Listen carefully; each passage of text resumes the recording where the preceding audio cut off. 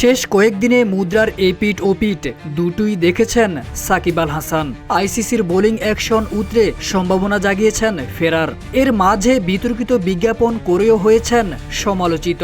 তবুও সাকিবের ফেরার অপেক্ষা করছে বাংলাদেশ ক্রিকেট বোর্ড বিসিবি। তার মানে আবারও বাংলাদেশ ক্রিকেট দলের হয়ে খেলবেন দেশসেরা এই টাইগার অলরাউন্ডার।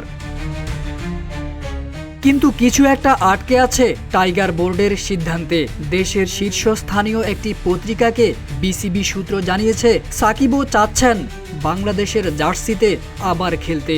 বিসিবিও সেই অপেক্ষার প্রহর গুনছে। তবে সিদ্ধান্ত এখন সরকার ও আদালত পাড়ায়। হত্যা মামলার আসামি হয়েছেন সাকিব, আছেন দেশের বাহিরে। কদিন আগেও ছিলেন বোলিংয়ে নিষিদ্ধ।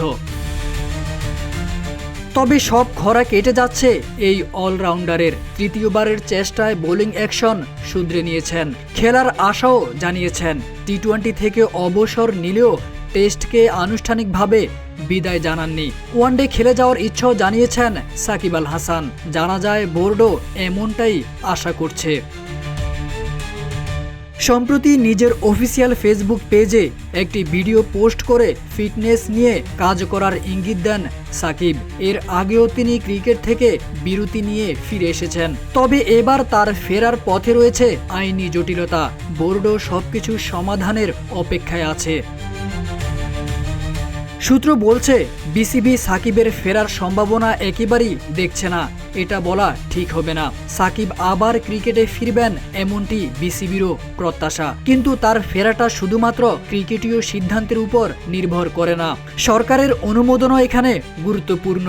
যদি তিনি সবুজ সংকেত পান তাহলে অন্তত আরও 1 থেকে 2 বছর ক্রিকেটে খেলার সামর্থ্য রয়েছে তার। আনুষ্ঠানিকভাবে এখনও সব ফরম্যাটকে বিদায় বলেননি সাকিব আল হাসান।